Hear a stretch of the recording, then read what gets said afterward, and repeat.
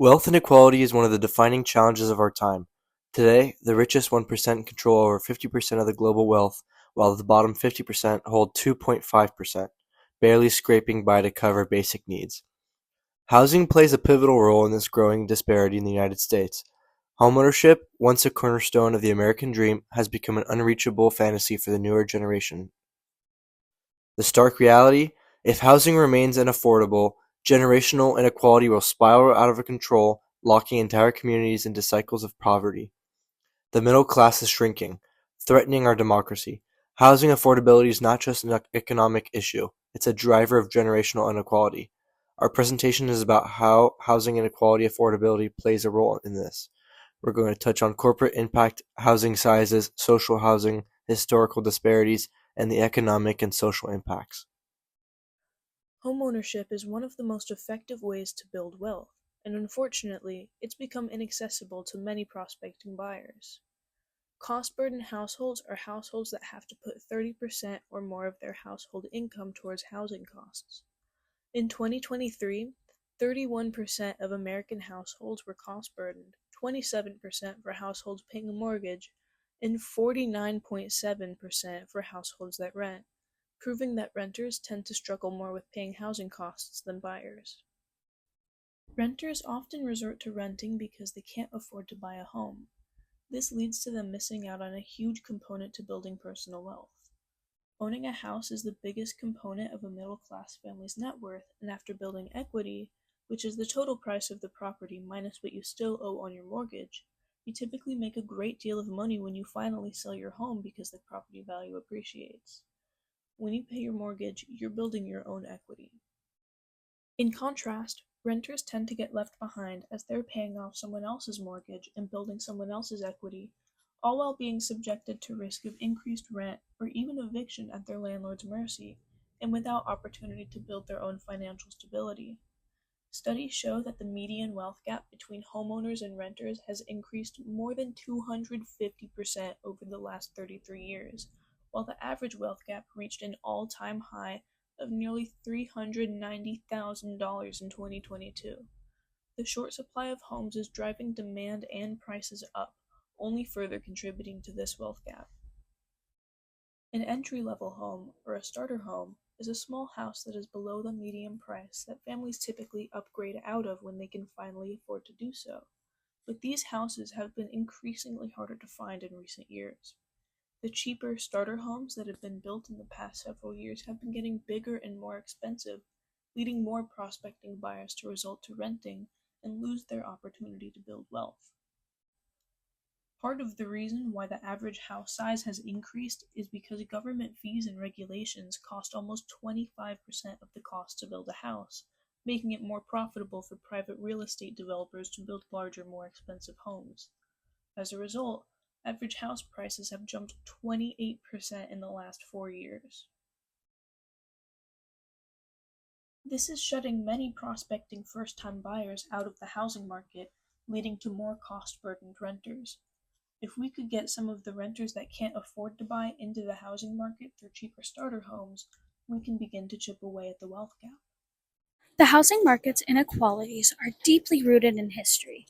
Practices like redlining systematically excluded minority communities from homeownership opportunities. Today, these barriers persist. Black and Latino families are disproportionately denied mortgages, even when they meet financial qualifications. Data shows that Black borrowers are charged higher interest rates, with Black women paying the most. This systemic bias not only limits access to homes, but also exacerbates the racial wealth gap. In the recent years, we've witnessed a significant surge in corporate ownership of rental properties. As of 2023, the 10 largest institutional investors own more than 430,000 single-family rental homes. This trend has been accelerating, with companies like Progress Residential leading the pack, owning approximately 85,000 homes. With all the corporate landlords owning about 21% of the 15.9 million single-family rental homes nationwide, their impact is far more pronounced in specific markets. For instance, in Metro Atlanta, just 3 companies owned 104,000 houses at the beginning of 2022, representing a 38% market share. Even more striking, corporate vehicles own more than 43% of all rental units in Los Angeles. As we begin discussing solutions, we must address the existing efforts that have been made and express what alterations to these efforts will be needed to create stronger solutions against housing and wealth inequality. A multifaceted issue requires multifaceted solutions. Therefore, we have a few installments that will make up our final plan for solving this issue. Affordable housing programs like the Low Income Housing Tax Credit, or the LIHTC, have been the most significant federal programs for affordable housing development, incentivizing private developers to build or rehabilitate affordable rental units. However, its impact is often limited to households with moderate incomes and fails to address the needs of very low income households. Dickerson's Millennials, Affordable Housing, and the Future of Home Ownership suggests that expanding LIHTC funding and targeting very low income households could increase the availability of deeply affordable units, directly addressing housing needs for vulnerable populations. Expanding LIHCC funding and extending affordability agreements could ensure that more families have access to stable housing. In order to strengthen the impact of the LIHCC, stronger federal investment is needed, which could mitigate housing shortages, which disproportionately impact minority groups and exacerbate the racial wealth gap, as discussed earlier. Zoning laws play a significant role in the housing crisis in the United States. Across the country, up to 75% of residential land in many cities is zoned exclusively for single-family homes, preventing the construction of duplexes, triplexes, or apartment buildings. This restricts housing supply in high-demand areas and drives up prices, leaving millions of Americans struggling to find affordable housing. The numbers are stark. The U.S. currently has a shortage of over 7 million affordable homes for low-income renters. This gap forces families to spend more than 50% of their income on housing, leaving little left for essentials like food, healthcare, or savings. Meanwhile, middle-income families are increasingly priced out of cities where they work, contributing to longer commutes, reduced productivity, and economic stagnation. Reforming zoning laws to allow for higher density housing can help address this challenge. For example, studies show that increasing housing supply by just 10% can reduce housing prices by 5% or more in high demand areas. By permitting the construction of duplexes, triplexes, and small apartment buildings in areas that currently restricted to single family homes, cities can create more housing options without expanding into undeveloped land. Zoning reform also delivers broader economic benefits. Restrictive housing policies cost the U.S. economy an estimate $2 trillion annually in lost productivity, as workers are pushed into longer commutes or out of their economically vibrant cities altogether. Allowing more people to live near job centers boosts local economies and provides business with a larger, more sustainable workforce. The environmental benefits are equally significant. High-density housing reduces urban sprawl, conserves open spaces, and encourages the use of public transportation. This can lower greenhouse gas emissions and contribute to more sustainable urban development.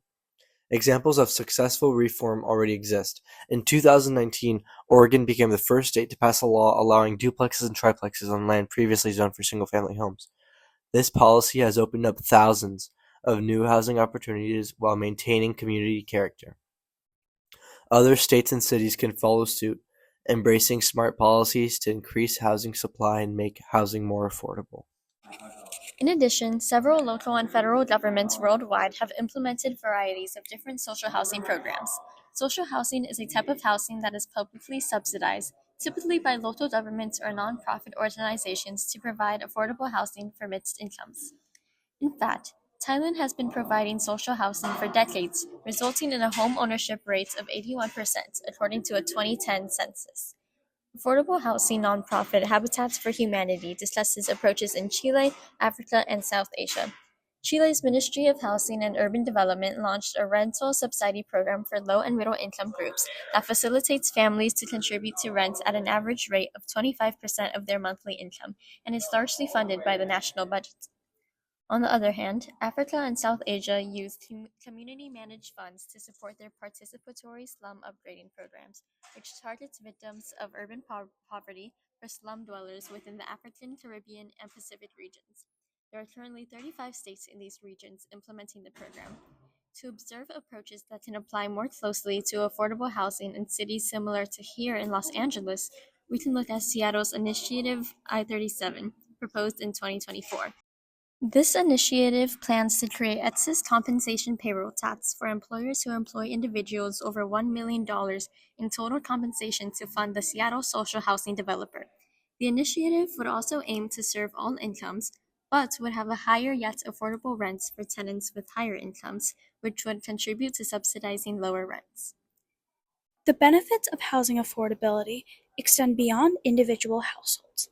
Building 100 new low-income housing units creates 80 direct jobs and 72 indirect jobs, revitalizing local economies.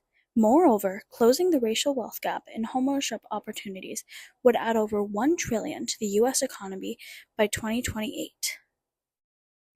Addressing the housing affordability crisis and mitigating wealth inequality requires a multi-faced approach that tackles systemic barriers while incentivizing sustainable solutions.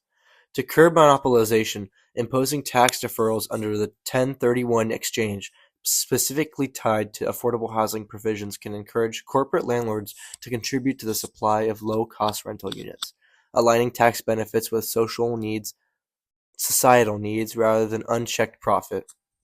Additionally, implementing market share caps for corporate landlords, limiting their ownership to no more than 10% of rental units in a metropolitan area, prevents dominance and ensures a more equitable housing market. Tackling the estimated 4 million home shortage in the U.S. involves reforming restrictive local zoning laws to allow higher residential density, including mixed-use social housing developments and accessory dwelling units, otherwise known as ADUs, which are currently hindered by heavy regulations. Existing housing stock, often cheaper than new developments, can also be unlocked by providing a $5,000 tax credit over 2 years to incentivize repeat buyers and starter homes to relocate, alleviating mortgage-related hesitations. Programs like the Low-Income Housing Tax Credit remain critical, as they reduce financial barriers for developers, ensuring long-term affordability for low-income families while capping rents at 30% of tenants' income. Since its inception, LIHTC has facilitated the creation of over 3 million affordable units, showcasing its efficiency. Housing is more than a commodity. It's a human right. Addressing housing affordability is essential to reducing wealth inequality and ensuring economic mobility for all. From strengthening affordable housing programs to enacting zoning reforms, the solutions are within reach, but change requires collective action. Together, we can create a future where every family has a place to call home.